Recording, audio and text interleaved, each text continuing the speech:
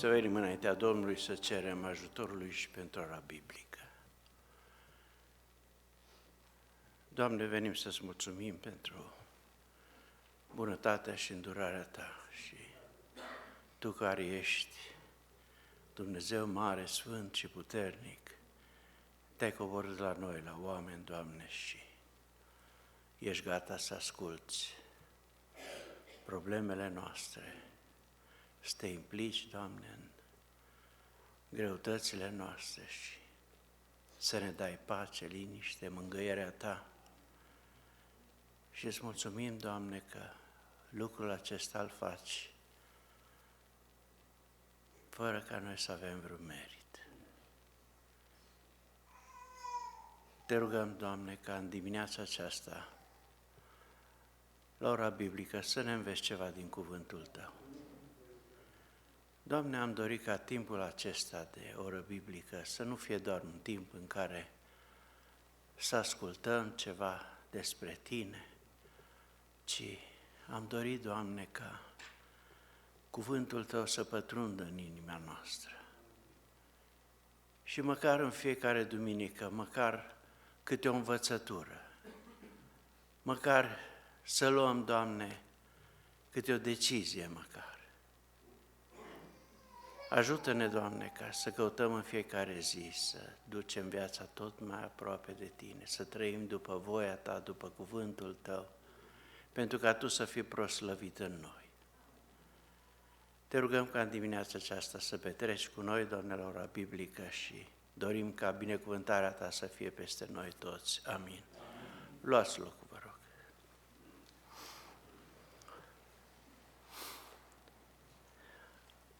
Astăzi avem o lecție frumoasă, o lecție care ne îndeamnă să proslăvim, să preamărim pe Dumnezeul nostru, o lecție care ne îndeamnă să ne închinăm înaintea Lui și am dorit ca în dimineața aceasta să învățăm cum să ne închinăm înaintea Lui, când să ne închinăm înaintea Lui și să dorim lucrul acesta. Și închinarea noastră să nu fie doar de pe buze, să fie din adâncul inimii. Textul nostru ajutător pentru lecția de astăzi se află în 2 Cronici, capitolul 6, de la versetul 12 la versetul 21 inclusiv. Titlul lecției este Nu este Dumnezeu ca tine. Ce titlu minunat! Haideți să trecem la citirea textului, începând cu versetul 12. Solomon s-a așezat înaintea altarului Domnului, în fața întregii adunări a lui Israel și a întins mâinile. Versetul 13. Solomon făcuse o treaptă de aramă și o pusese în mijlocul curții. Ea era lungă de 5 coți și lată de 5 coți și înaltă de 3 coți. Așezut pe ea, s-a așezat în genunchi în fața întregului adunări a lui Israel și a întins mâinile spre cer. Doamne, Dumnezeul lui Israel, nu este Dumnezeu ca tine în ceruri și pe pământ. Tu ții legământul și îndurarea ta față de robii tăi, care umblă înaintea ta cu toată inima lor. Astfel ți-ai ținut cuvântul dat robului tău David, tatăl meu, și ce ai spus cu gura ta împlinești astăzi prin puterea ta. Acum, Doamne, Dumnezeul lui Israel, ține făgăduința pe care ai făcut-o tatălui meu David când ai zis: niciodată nu va fi lipsit înaintea mea de un urmaș care să șadă pe scaunul de domnie al lui Israel. Numai fiii tăi să ia seama la calea lor și să meargă în legea mea cum ai mers tu înaintea mea. Împlinească-se, dar, Doamne, Dumnezeul lui Israel, făgăduința pe care ai făcut-o robului tău David. Dar ce? Să locuiască Dumnezeu cu adevărat împreună cu omul pe pământ? Iată că cerurile și cerurile cerurilor nu te pot cuprinde această casă pe care am zidit-o eu. Totuși, Doamne, Dumnezeul meu, ia aminte la rugăciunea robului Tău și la cererea lui. Ascultă strigătul și rugăciunea pe care ți-o face robul Tău. Ochii Tăi să fie zi și noapte deschiși peste casa aceasta, peste locul despre care ai zis că acolo va fi numele Tău. Ascultă rugăciunea pe care o face robul Tău în locul acesta. Ascultă cererile robului Tău și ale poporului Tău Israel când se vor ruga în locul acesta. Ascultă din locul locuinței Tale din ceruri, ascultă și iartă. Amin. Dacă cineva a învățat versetul de aur, care este versetul 15, Astfel ți-ai ținut cuvântul dat robului tău David, tatăl meu, și ce ai spus cu gura ta împlinești astăzi prin puterea ta. amin.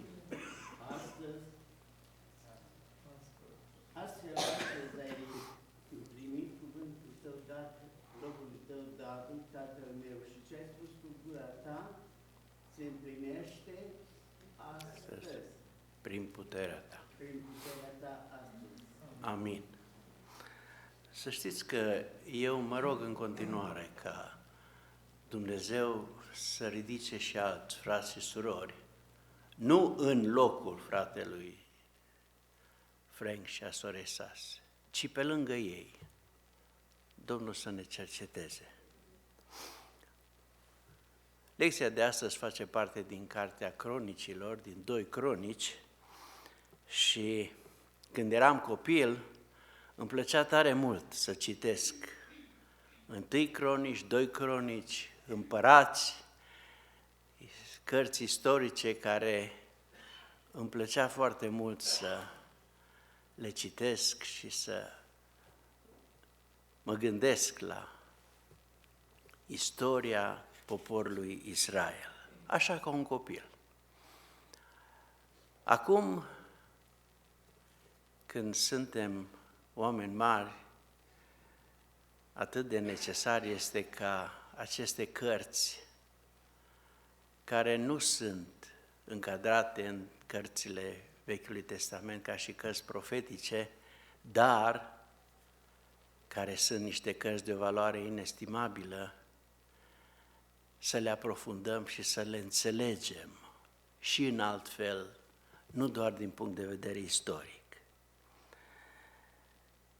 Cartea 2 Cronici putem să o împărțim în 2 părți.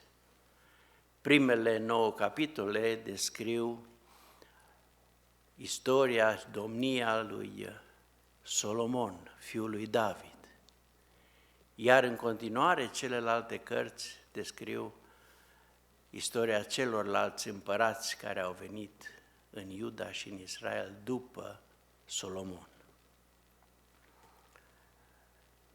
Dacă citim cartea aceasta, vedem că în primele 9 capitole, unde este vorba despre domnia lui Solomon, domnie care a devenit, putem spune, epoca de aur a poporului Israel, epoca păcii, epoca puterii, epoca prosperității, epoca prestigiului poporului Israel, timp în care Israel a ajuns la cea mai mare prosperitate și ca suprafață și ca bunăstare. De remarcat că din cele 9 capitole, cam 2/3 se concentrează asupra zidirii și asupra sfințirii templului. Templul devenit centrul adevăratei închinări înaintea lui Dumnezeu a poporului Israel. Astfel, templul a devenit, să spunem, locul de întâlnire a lui Dumnezeu cu omul. Dacă citim din versetul 20 în continuare, vedem aici cum spune: ochii tăi să fie zi și noapte deschiși peste casa aceasta, peste locul care ai zis că acolo va fi numele tău. Și poporul Israel venea la templu și se închina, având credința aceasta a prezenței lui Dumnezeu în templu. Am păstrat și noi, dragii mei, obiceiul acesta să venim la casa Domnului și să spunem că venim la casa Domnului să ne întâlnim cu Domnul. Astăzi sensul acesta s-a schimbat. Având în vedere că pentru noi casa Domnului este un loc de închinare, fără noi locul acesta este ca și o altă clădire. Pe noi cuvântul Domnului ne îndeamnă și ne spune că astăzi, unde este templul? În noi. Noi suntem templul Duhului Sfânt. Și așa cum în vechime poporul Israel și Solomon au făcut niște pregătiri deosebite pentru a veni înaintea Domnului, trebuie să fim conștienți că noi, fiind templul Domnului, trebuie în fiecare zi, în orice clipă, să căutăm, să ne sfințim, să fim curați înaintea Domnului pentru ca Dumnezeu să poată locui în noi. Este un lucru foarte important să înțelegem lucrul acesta, că nu doar când venim la casa Domnului ne întâlnim cu Domnul. Noi îl purtăm în inima noastră. Noi suntem templul Duhului Sfânt.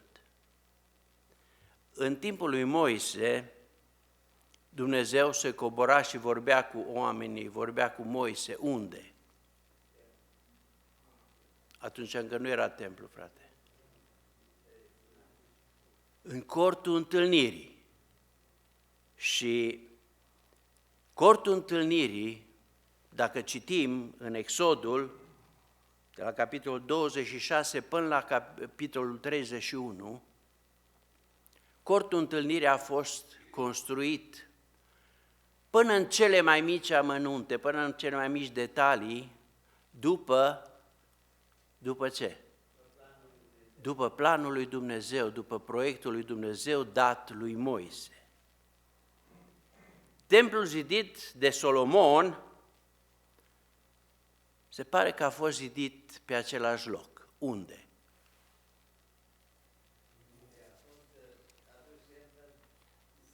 Unde, frate? Pe muntele Moria. Și este de o mare importanță să remarcăm faptul că e vorba de același loc. Același loc unde a fost adus ca jertfă Isaac, același loc unde a fost construit cortul lui Moise.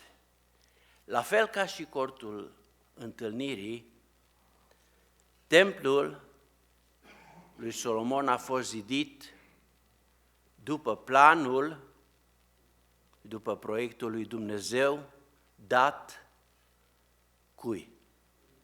Dat lui David. Și dacă citim noi aici în 1 Cronici, capitolul 28 cu versetul 19, ne spune așa: toate acestea, a zis David, toate lucrările izvodului acestuia mi le-a făcut cunoscute Domnul, însemnându-le înscris cu mâna Lui. Când am citit versetul acesta,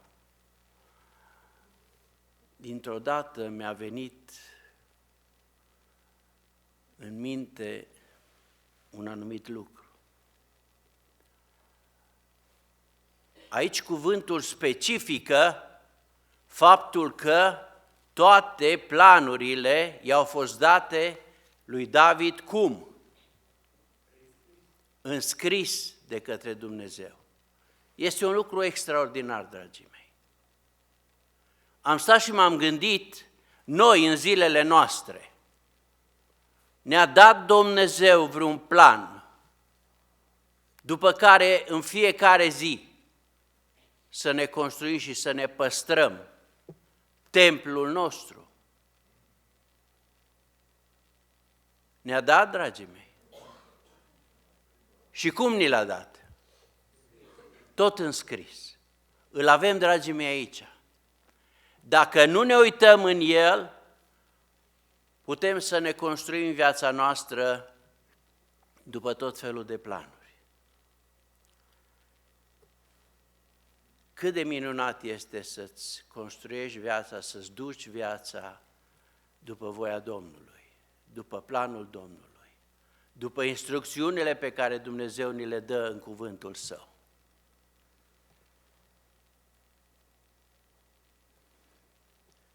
Și în lecția de astăzi suntem la inaugurarea, la sfințirea templului. Au loc aici slujbe speciale, au loc, sunt aduse o sumedenie, fără număr, jertfe înaintea lui Dumnezeu pe altar și vedem că Dumnezeu își face simțită prezența. Dacă citim în capitolul 5 cu versetul 14, spune așa: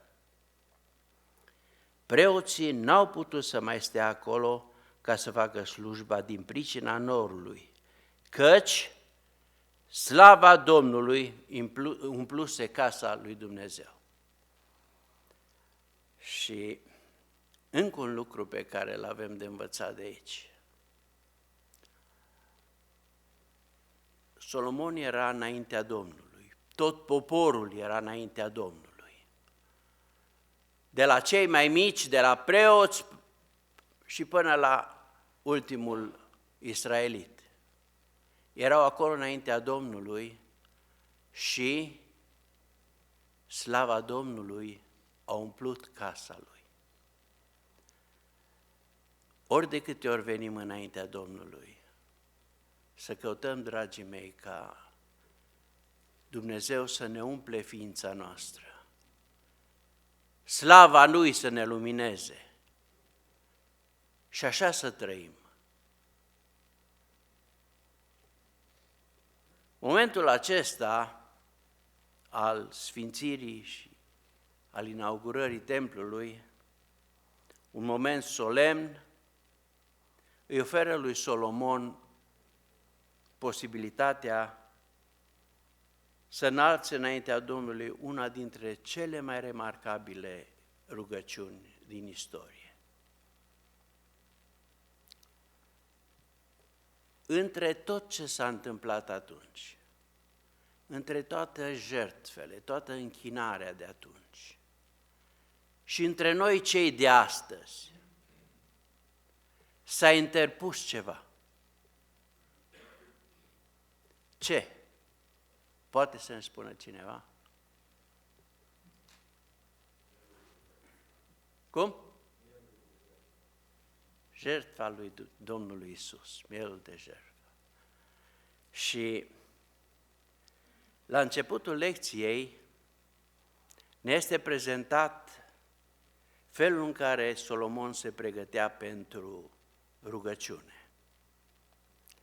Ne este arătat locul, un loc special pregătit pentru rugăciune și ne este arătată atitudinea lui. Atitudinea lui Solomon înaintea lui Dumnezeu. Spuneam că lucrurile s-au schimbat. Ce s-a schimbat, dragii mei? Domnul Iisus, prin jertfa lui de la Golgota, a îndeplinit toate aceste ritualuri, a îndeplinit toate aceste jertfe. Însă, un singur lucru din cele care sunt arătate, un lucru a rămas același. Care a rămas acela? Închinarea nu mai este aceeași, frate. Am spus despre două lucruri. Despre locul special pregătit și despre atitudinea în închinare. Dragii mei, atitudinea în închinare înaintea lui Dumnezeu nu s-a schimbat și nu se va schimba niciodată. Atitudinea noastră trebuie să fie și acum conform Scripturii, conform cuvântului lui Dumnezeu. Cu regret trebuie să spunem că în multe locuri atitudinea în închinare înaintea lui Dumnezeu s-a schimbat. Rugăciunea lui Solomon poate fi luată ca și un exemplu. Este o rugăciune deosebită din care avem de învățat foarte mult noi cei de astăzi. Și dacă ne uităm în versetul 10 și 11, eu am citit tot capitolul și înainte și ăsta pentru că textul nostru nu cuprinde întreaga rugăciune și întreaga pregătire. Și în versetul 10, partea a doua și versetul 11, ne spune în felul următor.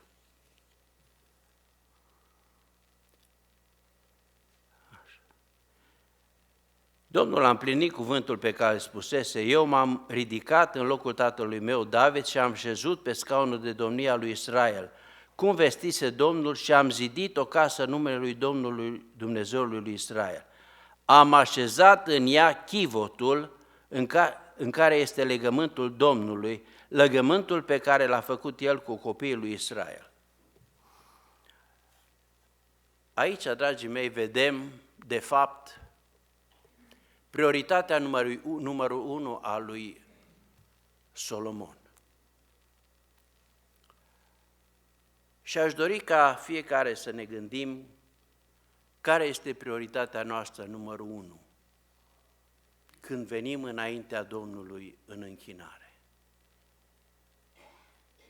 Prioritatea numărul 1 a lui Solomon ne este spus aici, am așezat ce?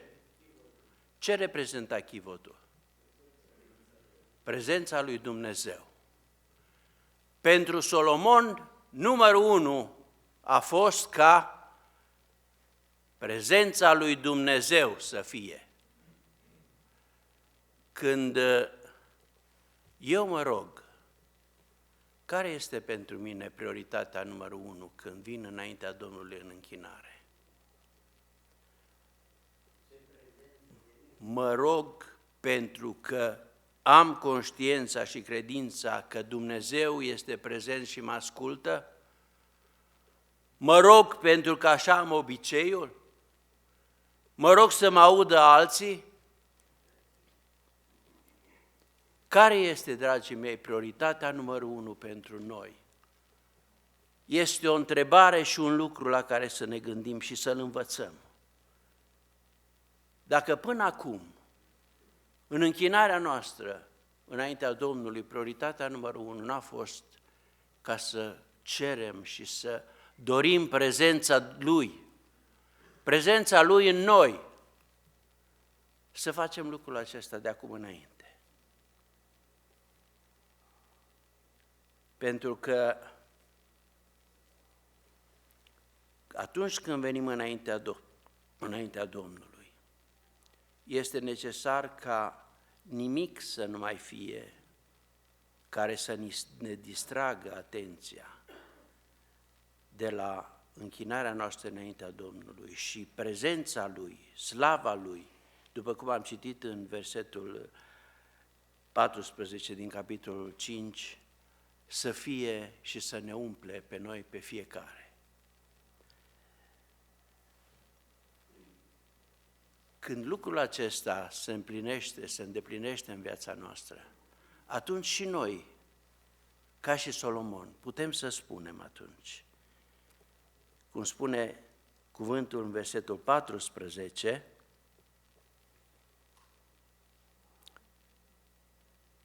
nu este Dumnezeu ca tine în ceruri și pe pământ. Iar apoi în versetul 18 ne spune, iată că cerurile și cerurile cerurilor nu te pot cuprinde. Putem să spunem lucrul acesta din inimă? Putem să-l spunem doar dacă inima noastră este plină de slava Lui, dacă inima noastră este plină de Dumnezeu. Atunci din inimă putem să spunem lucrul acesta. Recunoașterea lui Dumnezeu ca și suveran în viața noastră, recunoașterea Lui ca Domn și Stăpân, este de fapt un adevăr veșnic. Este o realitate pe care noi avem datoria astăzi să o trâmbițăm tuturor celor din jurul nostru. În capitolul 5 cu versetul 13 ni se spune, unindu-se într-un glas ca să mărească și să laude pe Domnul, au sunat din trâmbițe, chimbale și celelalte instrumente și l-au mărit pe Domnul prin aceste cuvinte. Și vedem aici că mesajul a rămas și astăzi același. Care era atunci mesajul? Căci este bun și îndurarea Lui ține în veci. Și în zilele noastre, și astăzi, mesajul încă este același. Încă Dumnezeu este bun și încă îndurarea Lui este și peste noi. Și mesajul acesta Dumnezeu încă nu l-a schimbat. Să profităm de el. Să dorim ca să intrăm în lucrul acesta, în mesajul acesta. Apoi în rugăciunea sa, Solomon scoate în evidență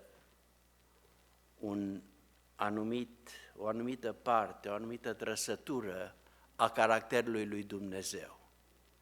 Dacă ați citit lecția, poate cineva să spună care este această trăsătură pe care Solomon, în rugăciunea lui, o scoate foarte pregnant în evidență.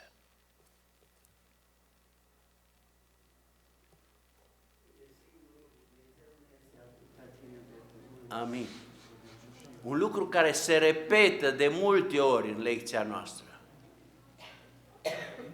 Faptul că Dumnezeu își ține promisiunea Lui, promisiunile Lui. Dumnezeu își ține legământul Lui pe care l-a făcut cu noi, cu oamenii. Și lucrul acesta îl putem vedea în versetul 14, în versetul 15, în versetul 16, partea a doua, în versetul 17 și în continuare mai departe, de multe ori se repetă faptul că Dumnezeu își ține legământul Lui. Versetul de aur, foarte clar. Amin, frate. Dacă dragostea lui Dumnezeu față de oameni este ceva necondiționat, Dumnezeu iubește pe toți oamenii. Dumnezeu îl iubește și pe cel care se sfințește în fiecare zi, pe cel care trăiește după voia Lui și Dumnezeu îl iubește și pe cel păcătos, care încă stă și zace în păcatele lui. Dumnezeu îi iubește pe toți. Aceasta este prima parte. Dar vine partea a doua, despre care vorbeam acum, unde vin ce? Promisiunile lui Dumnezeu. Și promisiunile lui Dumnezeu sunt însoțite de anumite condiții. Tare mult ne place ca Dumnezeu să-și țină promisiunile Lui. Vedem în capitolul 14, partea a doua, tu ții legământul și îndurarea ta față de robii tăi care umblă înaintea ta, cum? Cu toată inima lor. Apoi, dacă citim în versetul 16, partea a doua, niciodată nu vor fi lipsit înaintea mea de un urmaș care să șadă pe scaunul de domnie al lui Israel, numai fiii tăi să ia seama în calea lor și să meargă în legea mea. Putem citi mai departe în versetul 24, în versetul 26, Dumnezeu pune anumite condiții pentru promisiunile Lui. Și în ce constau promisiunile lui Dumnezeu?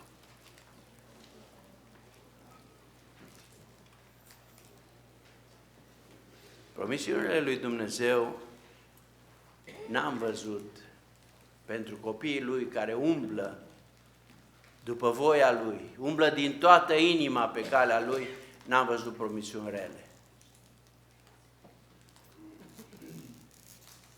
Apoi vedem pe Solomon în rugăciunea lui ca un om care nu este un om individualist, un om care să se gândească în primul rând la el și doar la el și numai la el. Vedem în rugăciunea lui cum Solomon mijlocește înaintea Domnului pentru ce? Pentru cine? Pentru poporul Domnului. Pentru poporul Domnului. Dumnezeu l-a pus să fie rege peste un popor și Solomon caută binele poporului. Dacă vedem lucrul acesta în versetul 29,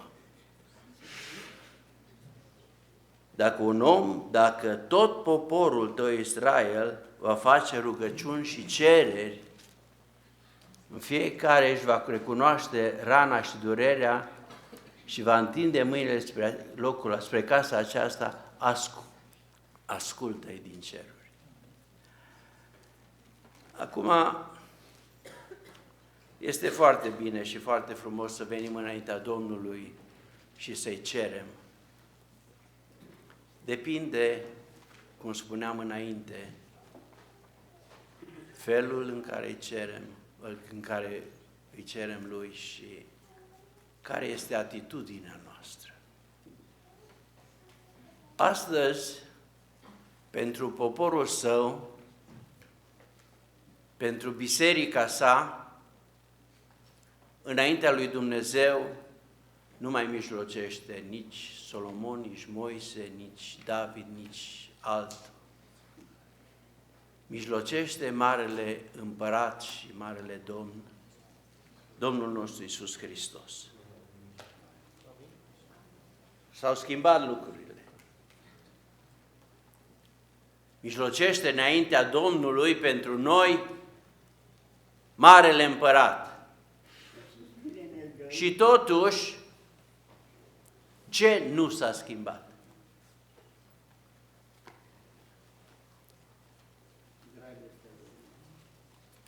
Nu s-au schimbat condițiile, frații mei. Câteva din aceste condiții sunt enumerate în capitolul 7 cu versetul 14. Dacă poporul meu peste care este chemat numele meu se va smeri, se va ruga, va căuta fața mea și se va abate de la căile lui rele, îl voi asculta din ceruri, îi voi ierta păcatul și îi voi tămădui țara. Condițiile sunt aceleași, dragii mei. Astăzi nu putem fi altfel înaintea Domnului pentru ca să primim binecuvântările Lui. Dacă privim astăzi în bisericile existente, în bisericile noastre, sunt o mulțime mare mulțime, care în vorbire, în cântare, în rugăciune, exprimă într-un fel sau altul titlul lecției noastre de astăzi. Și înalță cântări deosebite, vorbiri, predici deosebite despre suveranitatea lui Dumnezeu, dar, și aici vreau să pun câteva întrebări care sunt și condiții înaintea lui Dumnezeu, la care să ne gândim fiecare.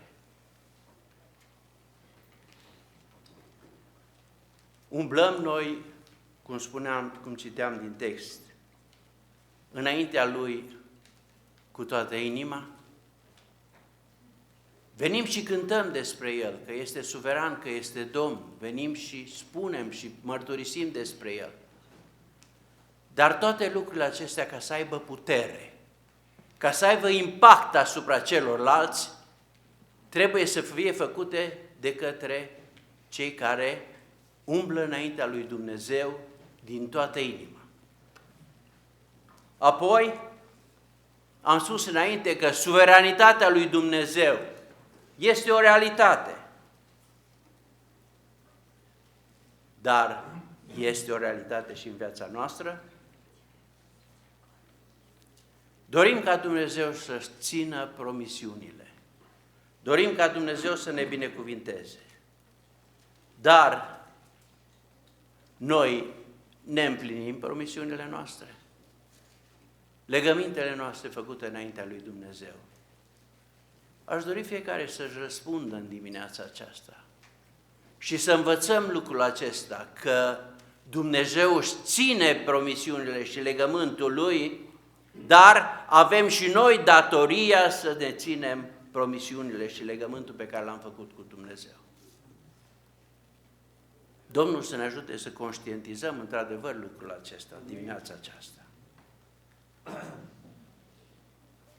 Dorim ca rugăciunile noastre să fie ascultate, dar le facem noi dintr-o inimă curată, dintr-o inimă sinceră. Ne-am întors noi de la păcatele și fără de legile noastre? Căutăm noi cu adevărat fața Domnului? Acestea sunt doar câteva întrebări. Totodată sunt și condiții înaintea lui Dumnezeu. Toți și fiecare suntem chemați în zilele noastre să mărturisim suveranitatea lui Dumnezeu, să-L mărturisim pe Domnul Iisus ca Domn și Mântuitor. Facem lucrul acesta sau am început să ne pierdem mărturia? Fie ca Domnul să ne ajute ca mărturia noastră să fie o mărturie adevărată, o mărturie sinceră, o mărturie care să aibă putere asupra celor din jur. Ne spune cuvântul, recunoaște-L în toate căile tale, nu doar în căile de duminică, nu doar în căile care dorești tu ca Domnul să fie. În toate căile noastre. Ce înseamnă, de fapt, să-L recunoaștem pe Dumnezeu în toate căile noastre? În toate căile noastre, oriunde mergem, să vedem că împreună cu noi pe cale este și Domnul Iisus, și Dumnezeu este cu noi. Să recunoaștem calea pe care mergem că este calea lui Dumnezeu. Și în felul acesta vom putea din toată inima, cu putere, să exclamăm un lucru care este și un adevăr pentru noi. Nu este Dumnezeu ca tine.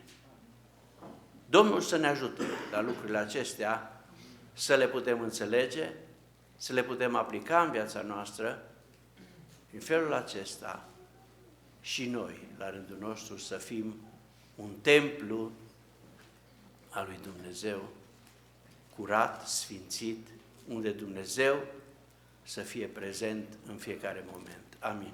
Amin.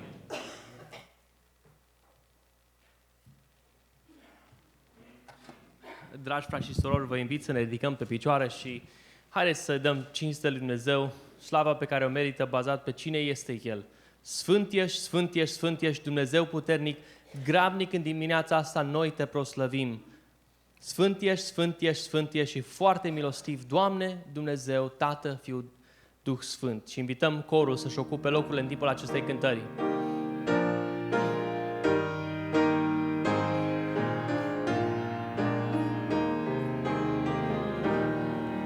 Sfânt ești, Sfânt ești, Sfânt ești, Dumnezeu puternic, grabnic în dimineața asta, noi te proslăvim. Sfânt ești, Sfânt ești, Sfânt ești, și foarte milostiv,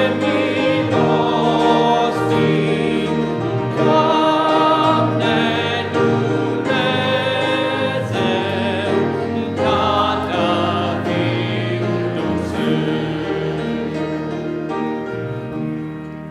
Sfânt ești, Sfânt ești, Sfânt ești, toți sfințiții se închin înaintea ta, un cotana de învingere.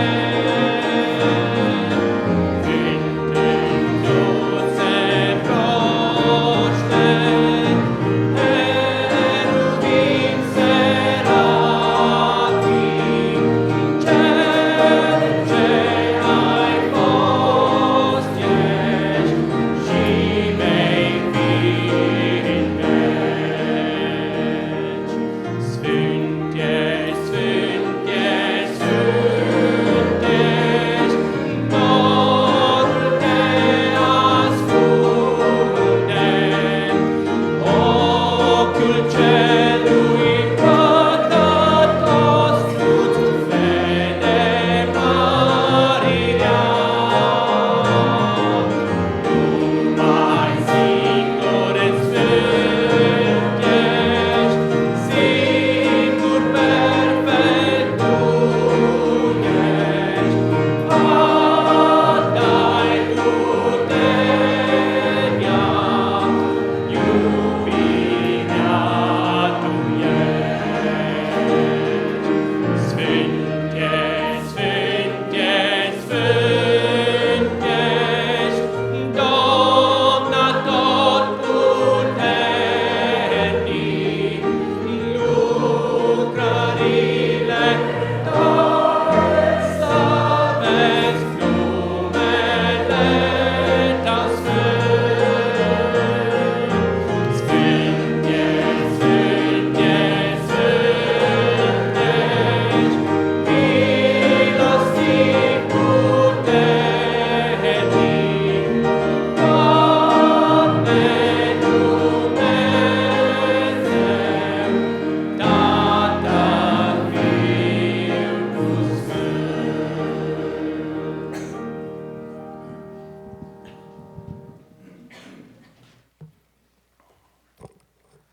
Să ne rugăm lui Dumnezeu. Tatăl nostru care ești în ceruri, îți mulțumim că Tu ești sfânt și numele Tău este vrednic de cinste în vecii vecilor. Îți mulțumim că în dimineața aceasta suntem aici în harul prezenței Tale și ne-ai dat harul ca să fim în viață, ca să-ți mulțumim. Doamne, binecuvântă-ne pe fiecare dintre noi. Te preamărim că prin Iisus Hristos, Domnul, ne-ai dat mântuirea și în numele Tău, prin El, avem iertarea păcatelor, slăvit să fie numele Tău.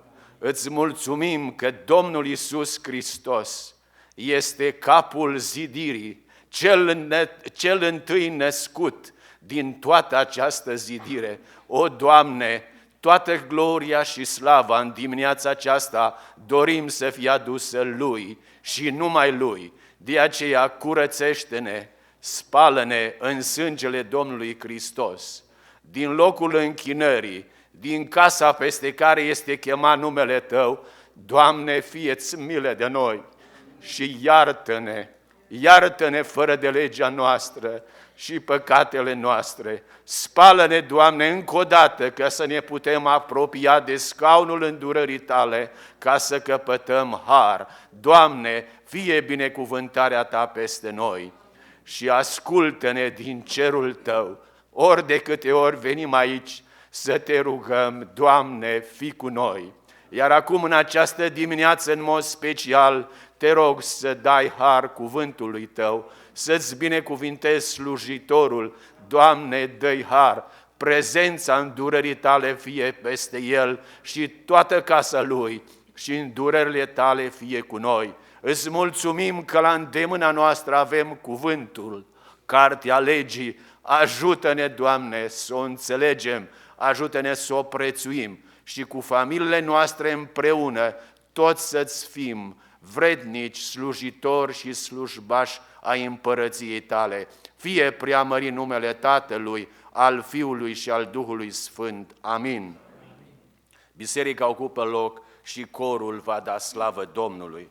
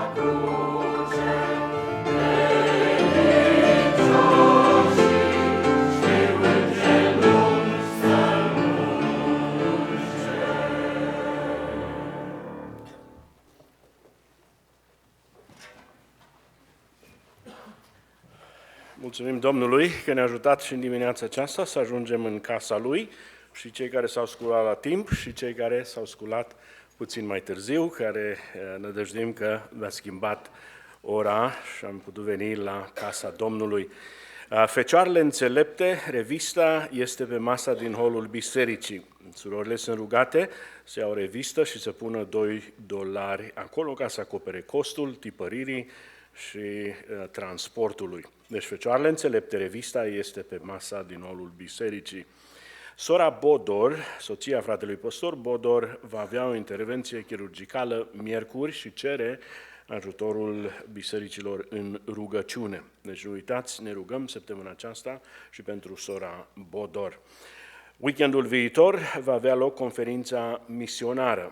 Fratele vorbitor este fratele misionar Mark Warrington, este irlandez sau englez, nu știu originea lui, este căsătorit cu o româncă și a făcut misiune în România în închisori. Iată care este serviciul. Avem serviciul de închinare, sunt programe și pentru tineri, dar pentru biserică ne vom întâlni sâmbătă la ora 6. Deci sâmbătă la ora 6 este primul serviciu de închinare. Duminică la ora 9:30, din nou serviciu de închinare, va fi programul tinerilor, prezentări al lucrării și rugăciune în mod deosebit pentru noua generație de lucrare a Domnului pe câmpul de misiune. După serviciul de dimineață vom servi masa împreună, nădăjduim și frații de la Ecron să fie împreună cu noi, iar după ce vom lua masa împreună, în jurul orei 2, ne vom întâlni din nou în biserică. Cei care rămân și nu se întorc acasă, ne vom închina în jurul orei 1:30, ora 2. De asemenea, fratele Liviu Persi va fi împreună cu noi, s-ar putea să fie și fratele Valer Monafu, pastorul asistent de la biserica din San Francisco, va fi și frații din Ecron, deci probabil fratele Liviu Persi, dacă rămâne și după masă, va predica cuvântul Domnului. Surorile sunt rugate să aducă prăjituri. Nu uitați, surorilor, să aduceți prăjituri. Probabil vom fi multe persoane și va trebui să acoperim toate aceste lucruri. Martie 24, surorile ne roagă, tinerii și cei care pot să vină să dea o mână de ajutor, frații, curățenie, martie 24, la ora 9, curățenie generală de primăvară în biserică. Acum ascultăm corul din nou spre lauda Domnului, după care ne vom închina Domnului cu darurile noastre de bunăvoie.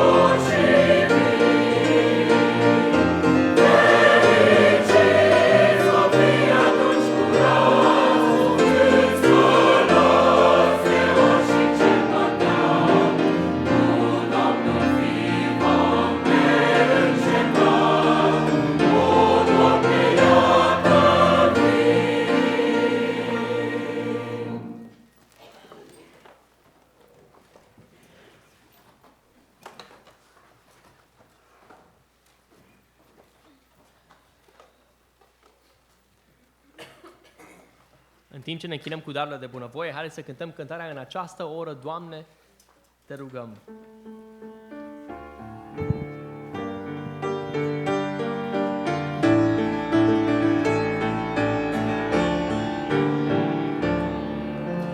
În această oră, Doamne, te rugăm, să iei parte Tu cu noi, să ne asculți cum îți cântăm și te lăudăm, întotdeauna fii cu noi.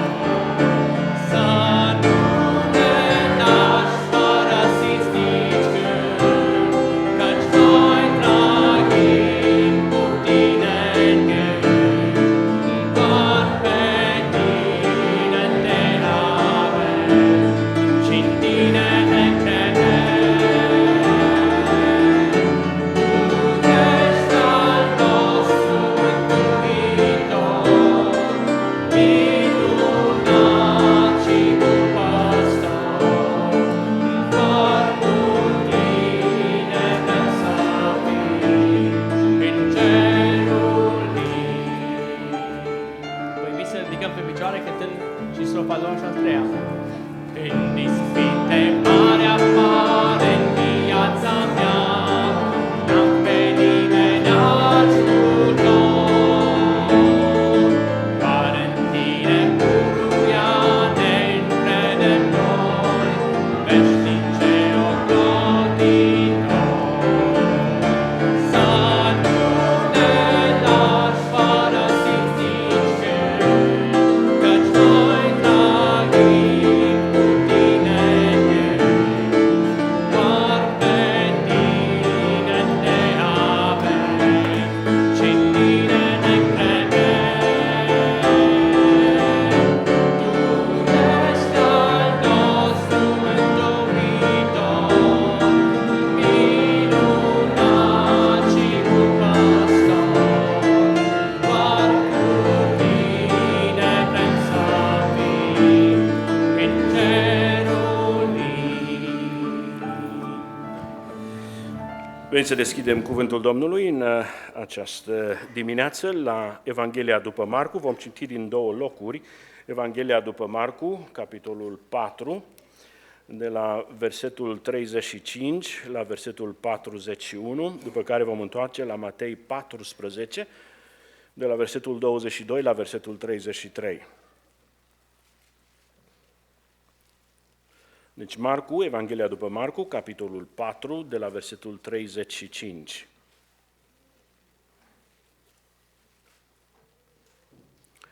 După care la Matei, capitolul 14. În aceeași zi seara, Iisus le-a zis să trecem în partea cealaltă.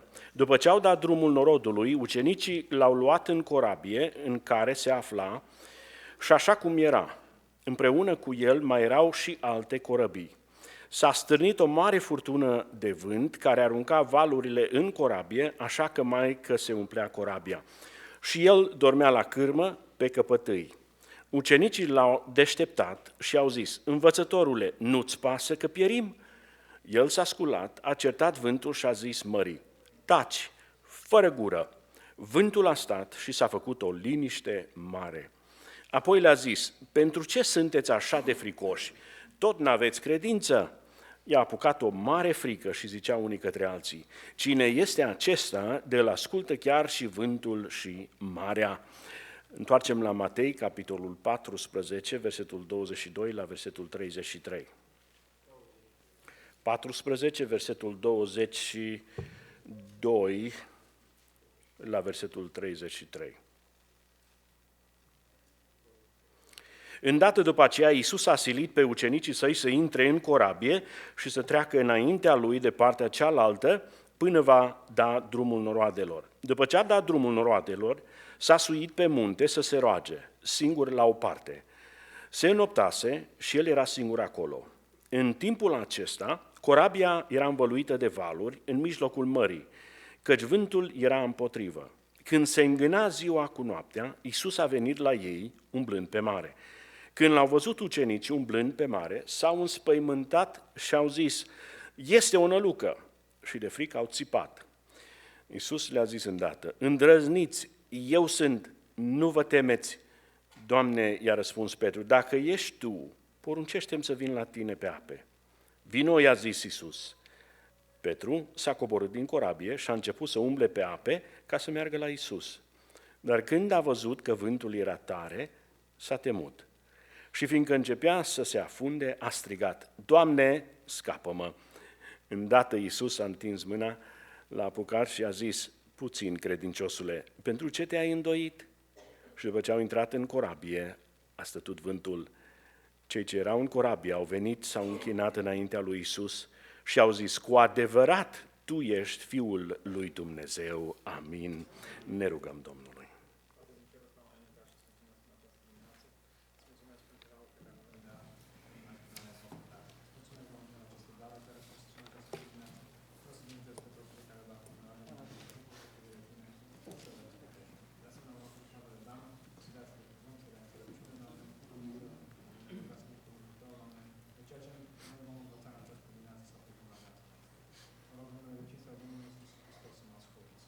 Amin, amin, ocupați locurile.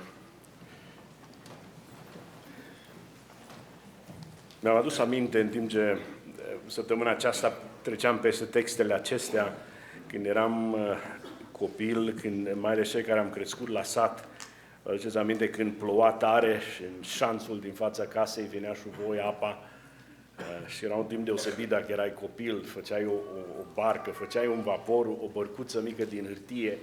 Și aia era jucăria noastră, o puneai pe apa din șanț și se ducea. Știți cât de rezista vaporașul acela, bărcuța aceea, până trăgea hârtia apa și se muia și se scufunda și nu mai era bună de nimic. Sau când intra sub pod, se lovea de pod, dacă apa era prea mare și se lovea de piciorul podului și se scufunda. Cam așa e istorioara aceasta cu ucenicii pe ape. E furtuna așa de mare încât corabia, oricât li se părea de solidă, de tare și în siguranță când e liniște pe apă, dar când se ridică furtuna își dau seama de fapt că bărcuța lor este neputincioasă în fața unei asemenea furtuni. Dragii mei, am ales textul acesta și, deși l-am menționat duminica trecută, am dorit să rămân în el, pentru că aș vrea să vedem care este scopul, ce vrea să ne învețe Dumnezeu, care este lecția care trebuie să o învățăm de la Domnul Iisus Hristos din textul acesta. Uneori predicile noastre, și recunosc și eu că uneori ne focalizăm asupra noastră. Totul parcă istoria aceasta este despre noi. Până privești cu mare atenție și dacă gândirea ta este una duhovnicească, biblică, trebuie să citești în textul și în cuvântul lui Dumnezeu, să vezi, să-ți dai seama că de fapt este vorba de Domnul Iisus Hristos. El este la centrul învățăturii, El este la centrul istoriei, El este la centrul evenimentelor care are loc și noi trebuie să mergem pe urmele Lui. Deci aceasta nu este istoria noastră, nu este despre noi, este despre Domnul Iisus Hristos. Și învățând că totul este despre Domnul Iisus Hristos, iar noi supunându-ne Lui, ascultând, învățând de la El, mergând pe urmele Lui, ne dăm seama de fapt că așa supraviețuim și așa trecem prin furtuni.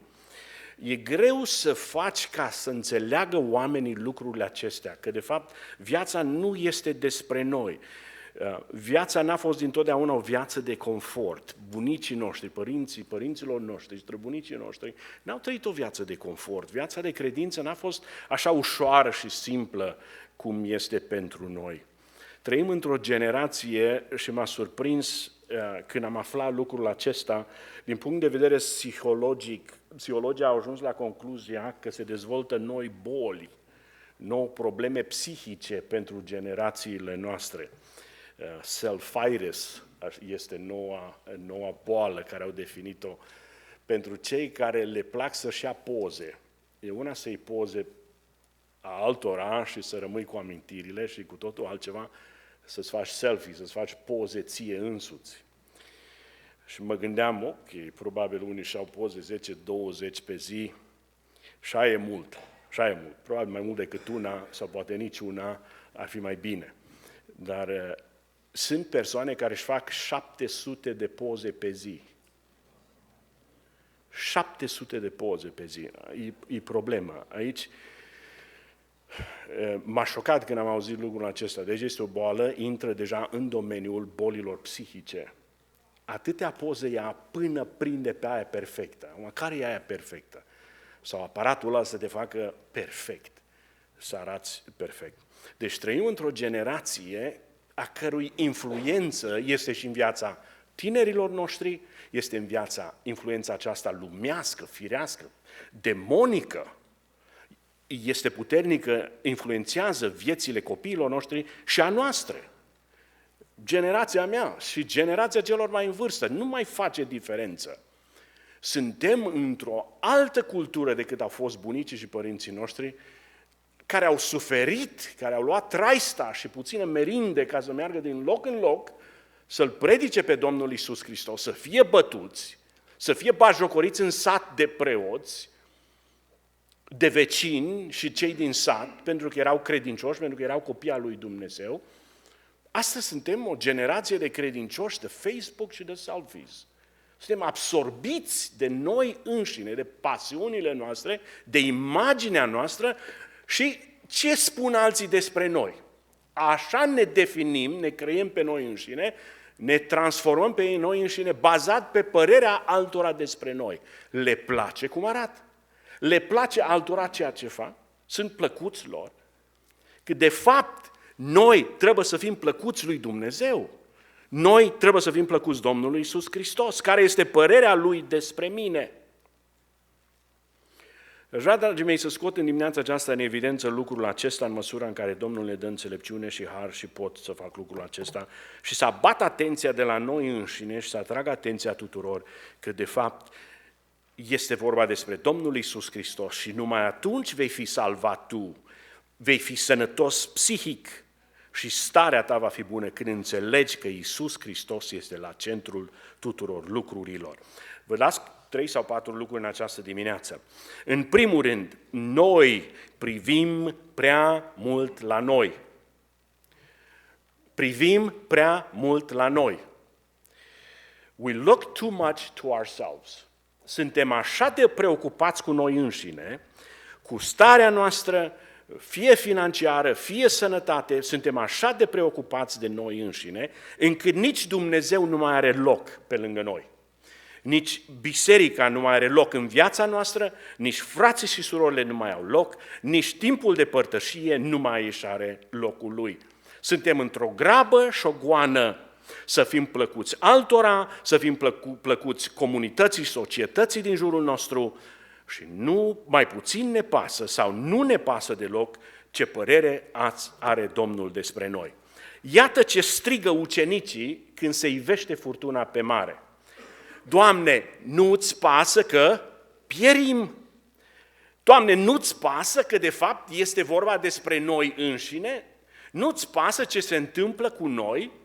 Acum, dragii mei, Domnul Iisus Hristos este cu ei, a părăsit slava și gloria cerească ca să fie cu ei. N-a venit pe pământ ca să nu-i pese de ucenici și ca să-i lasă să piară pe mare. În cealaltă Evanghelie, în Evanghelia după Matei, aceeași istorioară, evanghelistul Matei folosește următoarele cuvinte. Scapă-ne că pierim.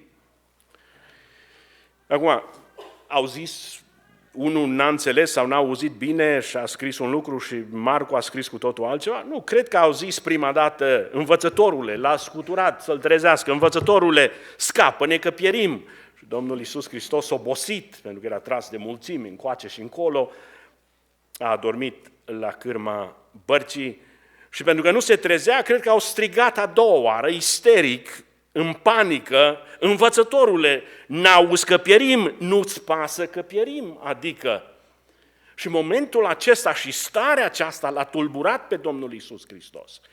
Cum voi care sunteți în prezența mea, a divinității, a celui care stăpânește peste mare și creație, puteți gândi și vorbi în felul acesta?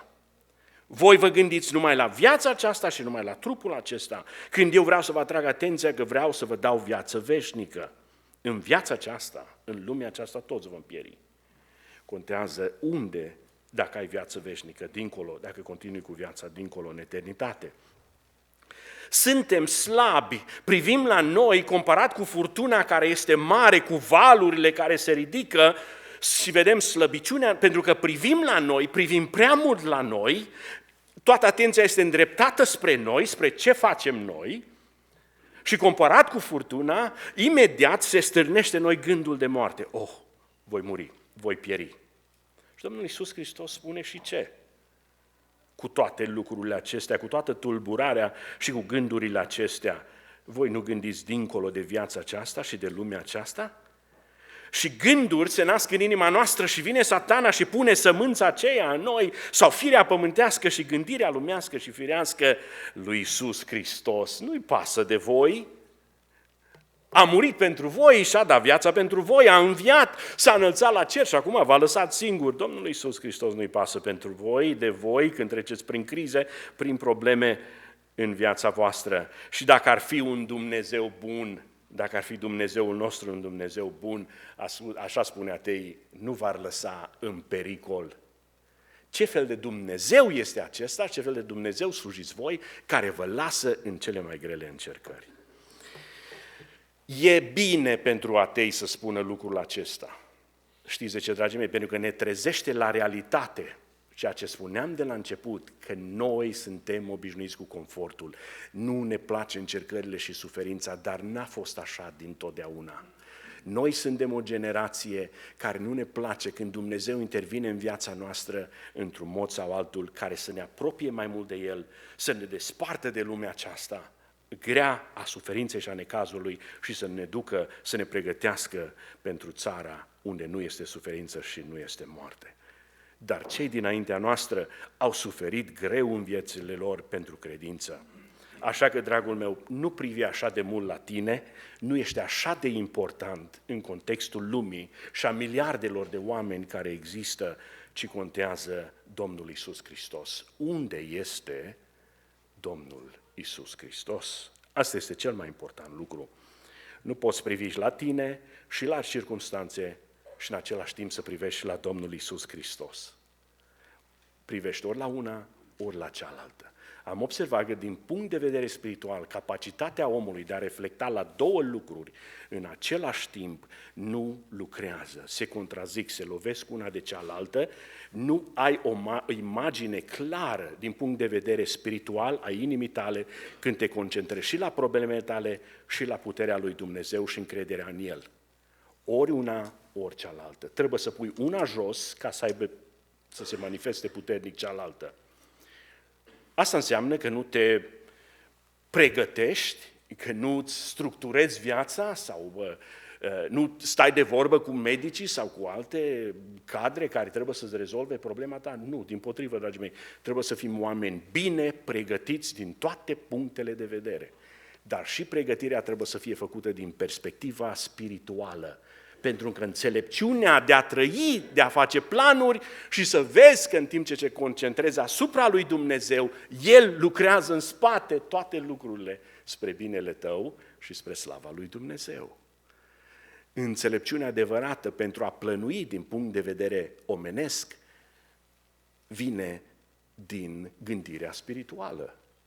Așa că degeaba te concentrezi la circumstanțele tale, la persoana ta, să fii despărțit, dezlipit de gândirea spirituală, pentru că toate planurile tale sunt doar firești și sunt zădărnicite de puterea celui rău. Nu privi prea mult la tine. Don't look too much to yourself, but look more to God, and through Him work all the details in your life. Apoi, privim prea mult la furtună. We look too much to the storm. Furtuna aceasta s-a ridicat pe Marea Tiberiadei, pe Marea Galilei sau Marea cea Mare, cum o numesc ei, sau lacul Genezaret este numită în Scriptură. Cei care au fost în Israel, vă aduceți aminte, ne-au înmuiat picioarele acolo, am mers cu vaporul pe lacul acela, era într-adevăr frumos.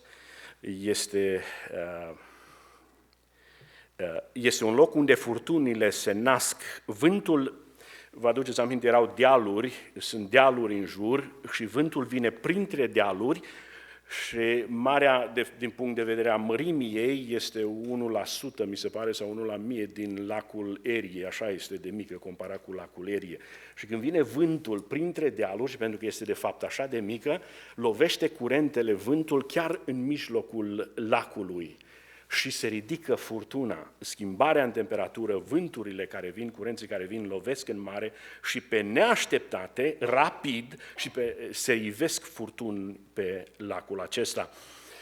Sunt valuri care se ridică la 33 de fiți înălțime, 10 metri înălțime pe un lac așa de mic. Când privești la furtună de genul acesta, într-adevăr, te pierzi. Ucenicii erau în circumstanțele următoare. Era întuneric afară, valurile erau mari, barca era mică și se umplea, spune cuvântul, de apă. Deci moartea era aproape sigură. Și când privești la furtuni de genul acesta, într-adevăr te debusolezi, te simți că te pierzi.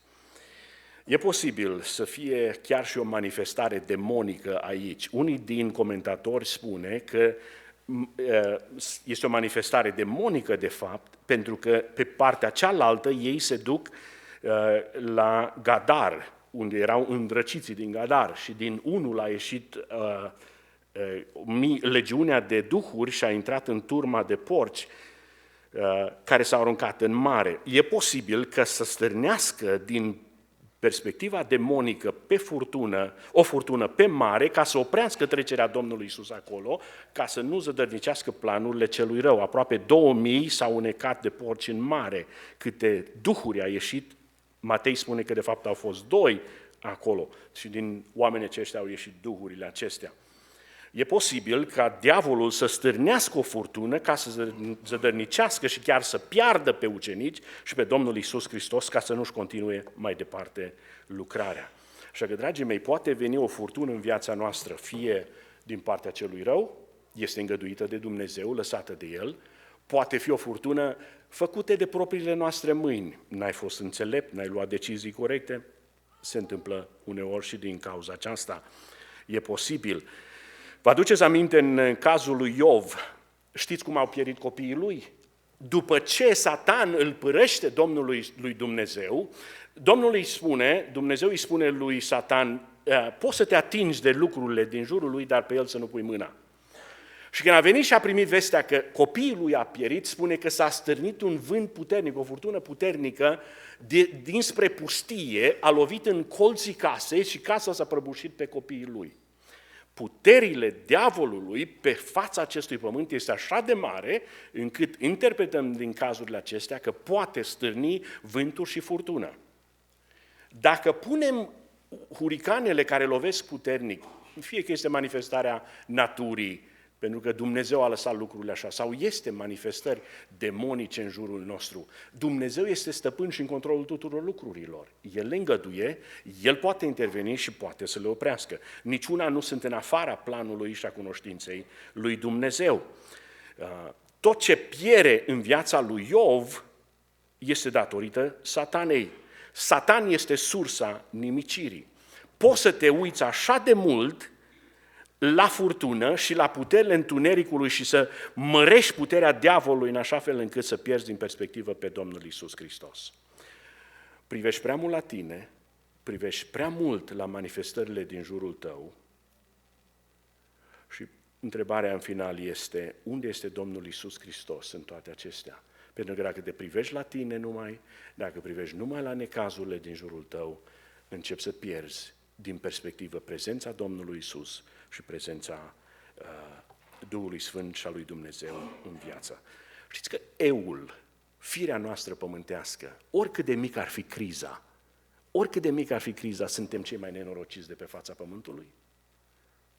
Oricât de mic ar fi problema, eul, diavolul, o mărește așa de mare și ți se pare așa de mare și nu este altul mai nenorocit ca tine de pe fața pământului. Și te privești numai înspre tine, este un eu. Umbrezi toate aceste lucruri prezența lui Dumnezeu. În al treilea rând, căutăm scăpare mai repede decât încrederea. Căutăm scăparea mai repede decât încrederea în Domnul. We look to the small boat how can I escape from the small boat before I even have a chance to learn how to trust in God? Cum să scap repede din furtuna aceasta și din barca aceasta, că și așa e mică, până nici măcar n-am învățat încrederea în Domnul. Deci eu aș pune lucrurile puțin invers. Înainte de a țipa, înainte de a intra în isterie și în panică, și ca să trăiești ca unul care n-are nicio nădejde pe fața pământului, mai bine gândește în felul următor. Doamne, vreau să învăț încrederea în Tine în circumstanțele acestea. Vreau să mă încred în Tine. Nu are rost să treacă, dragul meu, încercarea. Unele încercări e bine să le ai numai o dată în viață. Dar dacă trece și n-ai învățat încrederea, ea vine a doua oară, pentru că se mai stârnește o furtună mai târziu și tot pe mare. Și pentru că lecția nu s-a terminat. Este bine să întâlnești o încercare numai o dată în viață, dar dacă nu înveți, vei trece a doua oară prin ea. Pentru că Domnul vrea să te învețe dependența și încrederea în El. Spune cuvântul că era aproape să se umple cu apă o barcă mică într-o așa furtună mare. 10 metri înălțime, 33 feet, 33 de feet înălțime. Imaginați-vă barca aceea când în vârful valurilor și când cădea și gândea în cele mai adânci locuri ale valurilor și se izbea și venea valurile, deci se arunca apa în barcă și o barcă mică în așa furtună. N-avem nicio șansă. O bărcuță din aceea care o vedeți acolo are vreo 27 de fiți lungime, 7 fiți lățime și 4 fiți înălțime, cu 33 de fiți de furtună, de valuri, n-are nici o șansă. Și primul lucru care facem, dragii mei, este mijlocul de salvare. Ce pot să fac? De parcă prin faptele noastre am reușit să ne facem rost de o salvare. Faptele în ziua judecății nu ne vor scăpa. Faptele fără Domnul Iisus Hristos în ziua judecății, oricât ar fi de bune, de nobile și de pregătite bine, nu te va scăpa în afară de Domnul Iisus Hristos. Știți că îi ceartă Domnul Iisus și spune, n-aveți credință. Întrebarea este puțin cam greu de priceput. Cum adică n-au credință? Dar la cine au strigat ca să-i scape? N-au strigat la Domnul Iisus. Înseamnă că a crezut că Domnul Iisus îi poate scăpa. Știți, problema este următoarea. Strigați isteric, fără să învățați lecția încrederii. Chiar dacă eu dorm la cârmă, cu mine dormind sunteți în siguranță. N-are rost să vă înspăimântați și să vă temeți și să strigați isteric. Roagă-te lui Dumnezeu, strigă la Domnul după ajutor. Dar când vine furtuna, ține-te bine de marginile bărcii, pune mâna pe vâslă și vâslește înainte și roagă-te lui Dumnezeu să te țină tare, plin de har și înțelepciune și de încredere când vine furtuna.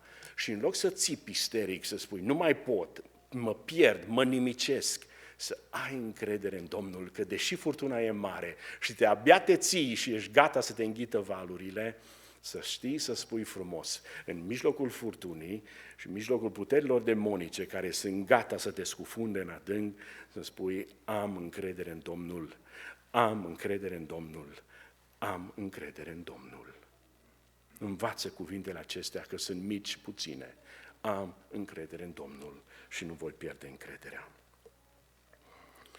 Deci, iată care este lecția. După ce am trecut prin toate acestea, privim prea mult la noi, privim prea mult la furtună, căutăm scăparea mai repede decât încrederea. Deci răspunsul este, privește la Domnul Iisus Hristos. Nu te mai uita la tine, nici la circumstanțele tale, oricât ți se par de mari, de majore, de neînvins, privește la Domnul Iisus Hristos. Nu-ți abate privirile de la El. A fost cu ei în barcă, era chiar acolo. Fii sigur că în viața ta este Domnul Iisus Hristos. Nu medicii, nu înțelepții, nu medicina, nu tratamentul. Fii sigur că Domnul Iisus Hristos este în viața ta și nu vei pieri. Iisus liniștește furtuna din afară, dar se întoarce spre ei și pornește o furtună în interiorul lor. Liniștește furtuna din afară și certându-i îi tulbură pe ei. Pentru că nu vreți să învățați lecția încrederii. Nu sunteți voi în prezența lui Dumnezeu? Când spuneți voi, nu-ți pasă că pierim, ce vreți să spuneți? Că noi toți pierim, că și Fiul lui Dumnezeu va pieri în valuri? Asta vrei să spui? Că Dumnezeu poate să moară? Și să fie nimicit de puterile demonice și a furtunii? Asta vreți să spuneți? Nu vi se pare prea obraznic să îndrăznești să spui lucrul acesta? Nu-ți pasă că pierim de parcă Dumnezeu n-ar exista, de parcă Dumnezeu n-ar fi în putere, că nu este în controlul tuturor lucrurilor. Astea merg la oamenii din lume, dar nu merg la credincioși. Nu poate să spună un credincios isteric, ca și cum Dumnezeu n-ar fi acolo și n-ar fi prezent cu el. Nu, Domnul Iisus Hristos nu poate pieri. Și dacă este în barca ta, dacă este în viața ta, dacă este cu tine, nici tu nu vei pieri. Vă las cu 2 sau 3 lucruri, dragii mei. Trust in the Lord and His plan. Trust in the Lord and His plan. Încrede-te în Domnul și în planul lui Dumnezeu pentru viața ta. Și prima întrebare este, care ar trebui să o întrebi în orice circunstanță sau criză, este ce vrei să învăți? What am I to learn? What should I learn from here? Așa cum spuneam, unele teste treci bine, e bine să treci odată prin ele și să nu se mai repete. Învață lecția bine, spune-i Domnului, Doamne, am învățat lecția bine, te rog, nu mai lăsa lucrul acesta în viața mea, e prea greu. But when the storm comes, hold on to the side, row ahead, fight on, make sure the Savior is in the boat with you, make sure the Savior is in your life, and there's always a hope and a future when Christ is with you. Jesus doesn't want your destruction, He wants to save you. Satan vrea ca să te piardă. Domnul Iisus Hristos vrea mântuirea ta, vrea salvarea ta, dar o vrea în timpul Lui și o vrea să-ți aducă când tu ai învățat lecția și ești plin de încredere în El și nu mai acționezi în panică. Trust in the Lord and His plan. Apoi, hold on to the fellowship. Rămâi în părtășia frățească. Encourage one another. Our story doesn't end here, it only begins here. Istoria vieții noastre, dragii mei, nu mai începe pe pământ și continuă în eternitate. Nu se încheie aici. Nu te teme că nu vei pieri, pentru că istoria vieții tale continuă dincolo și este așa de frumoasă. Vorbim cu un tânăr, spunea în felul următor și vreau să citez cu respect pentru că a spus lucrul acesta. As I try to pray, all the ugly images from the past block my prayer. Încercând să mă rog, îmi vine în gând și în mintea mea și în fața ochilor mei toate imaginile urâte ale păcatului din viața mea. Și nu mă pot ruga. Știți ce are nevoie o persoană în vremurile acelea? Are nevoie de părtășie. Are nevoie să fie cu sfinții. Are nevoie de sprijin, are nevoie de ajutor, să vină cineva împreună cu el să se roage, să fie în prezența sfinților, pentru că acolo este puterea. De ce nu te poți ruga singur? De ce nu te poți închina numai singur într-un parc sau lângă lac sau într-o barcă? Pentru că uneori încercările în viață sunt așa de grele că ai nevoie de părtășia fraților și cineva să știi că este lângă tine și te sprijinește. Psalmul 107. Cine este înțelept să ia seama la aceste lucruri și să fie cu luarea minte la bunătățile Domnului? Cântarea aceasta frumoasă și l-am rugat pe fratele Gai să o pregătească la încheiere. When upon life's billows you are tempest-tossed, when you are discouraged, thinking all is lost, count your blessings, name them one by one, and it will surprise you what the Lord has done. Când vine încercarea, înconjoară-o, dragul meu, înconjoară-o pe dinainte și pe dinapoi și pe alăturea cu toate binecuvântările Domnului. Pentru că atunci când le numeri și le socotești, sunt mult mai multe decât încercările. Ești înconjurat de copii, ești înconjurat de nepoți, ai ajuns la adânci bătrânețe, Dumnezeu te-a binecuvântat mai mult decât poți să-ți imaginezi tu. Numără aceste binecuvântări, îmbracă-te cu ele, încarcă-te cu ele, mulțumește-i Domnului pentru toate lucrurile acestea. Count your blessings, numără-ți binecuvântările și vei vedea cât de minunate sunt. Știi ce spune Iov când este încercat? Mă ridici, îmi dai drumul pe vânt și mă nimicești cu suflarea furtunii. Dumnezeu este stăpân și peste furtună. Nu contează că demonii au stârnit furtuna, nu contează că a venit curenții, că a venit vântul peste deal, nu contează toate aceste lucruri, dragii mei, contează că Dumnezeu este stăpân și este în control. Și ce spune? M-ai luat ca o jucărie, ca un om mic, m-ai apucat de guler și m-ai ridicat și ai dat drumul vântului și furtunii și când a venit furtuna mai tare, atunci ți-ai luat degetele, ai deschis mâna și m-a luat vântul și m-a dus ca o pânză, ca o frunză în vânt. Așa, după aceea a venit furtuna și parcă mă nimicește. Așa se simțea Iov. Asta este imaginea care avea el despre Dumnezeu. Ca la sfârșit să spună, de fapt, altă imagine despre Dumnezeu. Te-am văzut așa, dar acum mi s-a deschis ochii. Știți că în viața credinciosului nimic nu se pierde. Tot ce ai jertfit și ai suferit va fi răsplătit dublu. Iov, într-adevăr, este încercat greu și pierderile sunt mari, dar Dumnezeu îl binecuvântează dublu din toate perspectivele. Naum spune în capitolul 1, versetul 3, capitolul 1, versetul 3 și versetul 4. Domnul este de o mare tărie și nu lasă nepedepsit pe cel rău. Domnul umblă în furtună și în vârtej și norii sunt praful picioarelor lui. Proverbe 10:25. Cum trece vârtejul, așa piere cel rău, dar cel neprihănit are temelii veșnice. Dumnezeu este în controlul furtunii, Dumnezeu este în controlul celui neprihănit, dar îl vântură pe cel rău. Închei, dragii mei, îngăduiți-mi câteva minute și ajung la concluzie. Matei, capitolul 14, este cealaltă furtună. Și ne punem întrebarea, a învățat ucenicii vreo lecție? Am învățat noi vreo lecție de aici? Și cred că Petru a învățat o lecție importantă. Pentru că atunci când se ivește furtuna, Domnul Iisus Hristos este undeva, se roagă și când se lasă seara, vine la ei. Ei cred că văd o nălucă. Își dă seama că este de fapt Domnul Iisus Hristos. Și în loc să țipe, Doamne, nu-ți pasă că pierim, Petru îi spune, Doamne, cheamă-mă ca să vin la Tine. În loc să țipe isteric, în mijlocul furtunii vrea să meargă la Domnul Iisus Hristos. Nu-i mai pasă de furtună și efectele ei, îl vede pe Domnul Iisus Hristos înaintea ochilor lui și vrea să fie unde este Domnul Iisus Hristos. Nu mai vrea să fie nici măcar în barcă, vrea să fie în mijlocul furtunii, între valuri cu Domnul Iisus Hristos.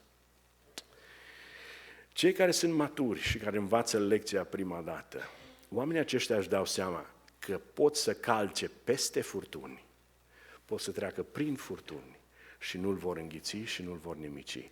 Vor călca peste șerpi și peste năpârci. Vor călca peste puterile diavolului și în final vor călca peste moarte, pentru că Domnul Iisus Hristos este în viața lor și este cu ei. Știți că ține lecția? Pentru că suntem numai oameni.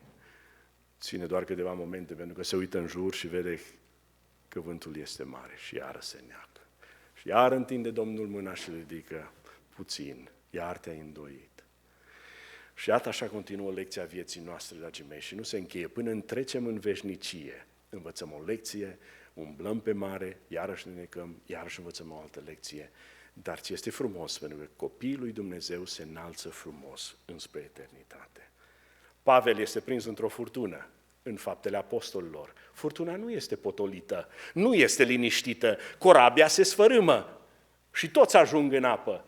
Și Pavel le spune, nu vă temeți, pentru că Domnul mi-a promis că toți veți fi salvați. Uneori calmează furtuna, uneori păstrează barca, uneori sfărâmă ca să fie toate pentru slava lui Dumnezeu. Uneori îți ia orice suport din viața ta să înveți să depinzi întru totul de Domnul Iisus Hristos. Estera este o tânără care a fost răpită de Boko Haram, de tribul acela de teroriști, care nu cred că este o altă credință decât credința musulmană și toți ceilalți trebuie omorâți sau convertiți. Prin violență și violare a fost forțată au încercat să o forțeze să renunțe la credință. Și răspunsul ei, fie în sufletul și în inima ei, chiar dacă pierd, dar eu nu mă voi întoarce la musulmani, nu voi deveni musulman, nu mă voi converti la islam. Spunea, erau zile când eram așa de supărată pe Dumnezeu și simțeam de parcă Dumnezeu m-a părăsit și furtuna este prea mare. Și plină de amărăciune în unele zile, dar totuși în inima mea nu m-am lepătat de Domnul. Pentru că Domnul mi-a promis că nu te va părăsi, nu mă va părăsi. După un anumit timp a fost eliberată de armata nigeriană și s-a întors în satul ei. S-a întors în satul ei cu un copil, fiind violată. Și crezând că va găsi brațele deschise în satul ei și va fi primită cu dragoste și mângâiată, nu s-a întâmplat așa, pentru că și cei din sat i-a întors spatele, a batjocorit-o, a tratat-o cu lipsă de respect. Tu i-ai fost una din soțiile lui Boko Haram, a teroriștilor, și vii la noi în sat cu un copil de-a lor. nu ai loc în satul nostru și amărăciunea, în loc să se potolească și furtuna să se liniștească, amărăciunea era și mai mare. Și Domnul i-a trimis câțiva misionari în sat, în viața ei și a adus aminte de dragostea și de crucea Domnului Iisus Hristos. Și a spus, scrie pe hârtie toate necazurile, amărăciunile, toate durerile tale și cu un ac pune aici în crucea Domnului Iisus Hristos toate problemele și necazurile tale. Și roagă-te ca Domnul să te elibereze de ele. Și a făcut lucrul acesta. Și spunea, în momentul când am pus toate pe crucea Domnului Iisus Hristos, am simțit o eliberare și am început din nou să iert și să trăiesc o viață bună și curată cu Domnul și Mântuitorul meu. Fii sigur că Iisus Hristos este în viața ta. Corabia mântuirii este Domnul Iisus Hristos.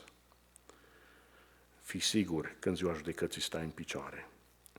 La porunca lui Iisus și numai la porunca lui Iisus furtuna se liniștește. Și chiar dacă nu o liniștește, sufletul tău este în siguranță. Încrede-te în promisiunile Domnului, nu te bizui pe puterea ta și pe persoana ta, ci învață să stai liniștit. Cine ne poate despărți pe noi de dragostea lui Dumnezeu, care este în Domnul nostru Iisus Hristos? Romani spune, nici primejdia, nici stăpânirile și nici puterile, nici lucrurile lumii acesteia și nici lucrurile din lumea viitoare nu ne poate despărți pe noi de dragostea Domnului Iisus Hristos. Domnul să ne ajute pe fiecare, în lupta și în frământări și în probleme, să rămânem tari. Fii sigur, mai important decât tine și familia ta sau orice este Domnul Iisus Hristos. El este la centrul vieții noastre. Amin. Ne ridicăm, lăudăm pe Domnul cu cântare.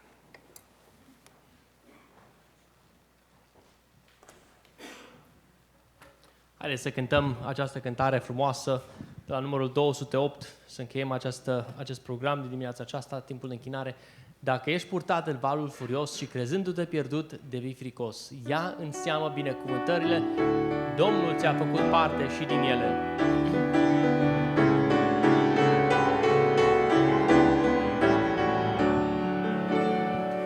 Dacă ești purtat de valul furios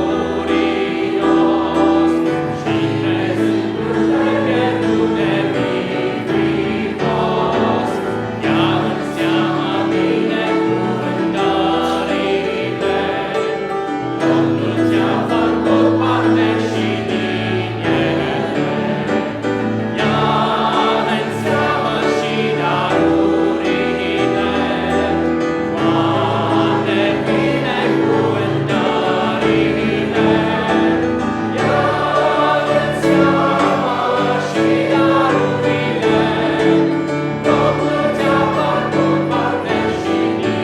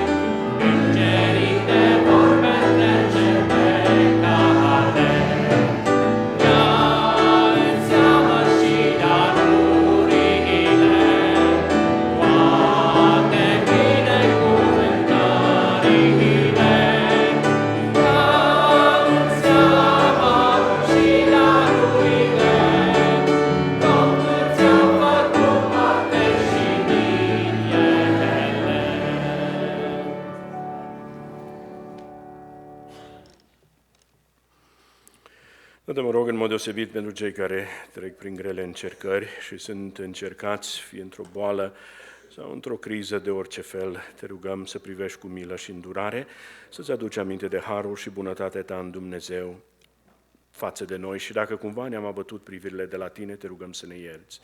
Doamne, îndreptăm privirile, inimile, gândul, energia, emoțiile noastre, voința noastră, logica noastră, tot ce avem și suntem în întregime, cu ființa noastră le îndreptăm spre Domnul Iisus Hristos. Ne îndreptăm spre Tine, Dumnezeule, și am dorit să învățăm lecția importantă, că e mai bine cu Tine, în suferință și pe pământul acesta, ca să fim odată în veșnicie, decât în tot confortul lumii. Și dacă am câștigat lumea întreagă, ce folos ar fi dacă nu Te-am avea pe Tine în viața noastră? Ajută-ne să ne bucurăm de darurile, binecuvântările nenumărate care ni le-ai dat în viața noastră și de care ne bucurăm. Și pune din nou zâmbetul pe fețele și în viața noastră. Și harul Domnului nostru Iisus Hristos, iubirea Tatălui și împărtășirea Duhului Sfânt, să fie și să rămână cu noi cu toți, de acum și până în vecii vecilor. Amin. Amin. După masă, un mesaj pentru tineri și, în mod deosebit, în limba engleză.